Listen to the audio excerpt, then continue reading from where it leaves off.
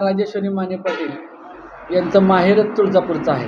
नाही, संपूर्ण कदम घराणा हा ओबीसी समाजामध्ये मोडला जातो. जरी ते मराठा समाजात असले तरी तो ओबीसी समाज म्हणून पूर्वीपासून गणला गेलेला आहे. नमस्कार. काय सांगाल सध्याची राजकीय परिस्थिती? आज संग्रामनगर जिल्हा परिषद गटाची निवडणूक लागलेली आहे. संग्रामनगर जिल्हा परिषद गटातून मेघा रामचंद्र कजरे यांना भारतीय जनता पक्षाने उमेदवारी दिलेली आहे. त्यांचं चिन्ह कमळ आहे. आणि संग्रामनगर पंचायत समिती गणातून राजेश्वरी माने पाटील यांना उमेदवारी दिलेली आहे. त्यांचंही चिन्ह कमळ आहे.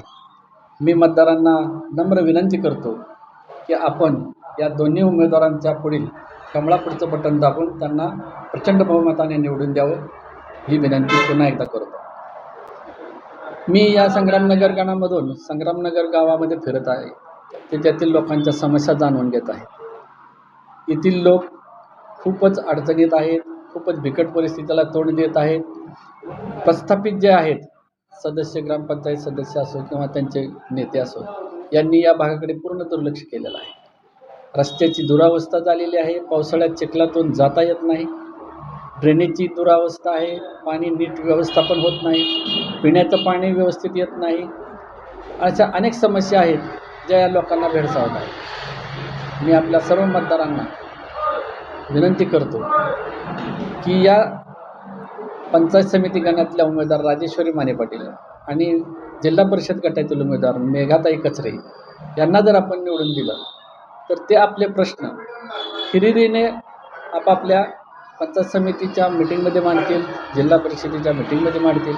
आणि विशेष बाब अशी आहे की यामागे आपल्या सर्व उमेदवारांच्या मागे भाजप या राष्ट्रीय पक्षाची ताकद उभी आहे. आणि भाजपचं सरकार हे महाराष्ट्रात आहे आणि विकासाच्या दृष्टीनं महाराष्ट्राची वाटचाल चालू आहे. केंद्रात आदरणीय मोदी साहेबांच्या नेतृत्वाखाली केंद्रात सरकार आहे.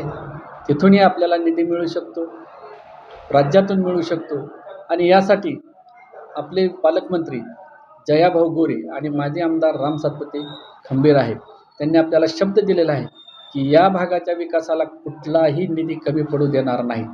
त्यामुळे आम्ही आपल्याला आश्वासन देतो की या भागातील समस्या आपली योग्य नियोजन करून पाण्याचा असो, ड्रेनेजचा असो, रस्त्याचा असो पूर्णपणे संपवण्याचा आणि प्रश्न संपवण्याचा, त्या अडचणी सोडवण्याचा आम्ही निश्चित प्रयत्न करू. आणि आम्हाला संधी द्या, भारतीय जनता पक्षाला संधी द्या, या दोन्ही उमेदवाराला संधी द्या आणि विकासाची वाटचाल धरा अशी मी आपल्याला नम्र विनंती करतो. आपल्या मतदारसंघामध्ये राजेश्वरी माने पाटील या उभ्या आहेत संग्रामनगर गणात. मात्र इतर पक्षातून अशी टीका केली जाते की संग्रामनगर गण हा ओबीसी राष्ट्रीय उमेदवारासाठी आहे. मात्र माने पाटलांनी त्या ओबीसीच्या हक्कावर गदा आणून त्यांचा उमेदवार उभा केला किंवा त्या ओबीसीवर लाभलेला आहे. त्याविषयी आपण काय सांगता? नाही, असं काही झालेलं नाही की त्यांचं जे जातीचं सर्टिफिकेट आहे ते आता वगैरे निघालेलं नाही.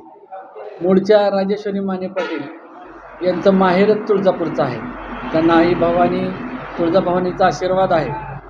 त्यांचे वडील आजोबा हे नित्यनेमाने तिथील सेवा करीत आहेत. आणि आपल्या सर्वांना माहीत आहे की तुळजापूरचे कदम हे पुजारी असल्यामुळं त्यांना तिथं संपूर्ण कदम घराण्यात, एका घराण्यापुरते मी म्हणतच नाही, संपूर्ण कदम घराणा हा ओबीसी समाजामध्ये मोडला जातो. जरी ते मराठा समाजात असले तरी तो ओबीसी समाज म्हणून पूर्वीपासून गणला गेलेला आहे. आणि प्रत्येकाच्या घरोघरी हे सर्टिफिकेट आहे. यात कुठलाही बनाव नाही. असतानाच त्यांचं ओरिजिनल असं खरं सर्टिफिकेट आहे. आणि त्या योग्य अशा उमेदवार असल्यामुळं आम्ही त्यांना या ठिकाणी उमेदवारी दिलेली आहे.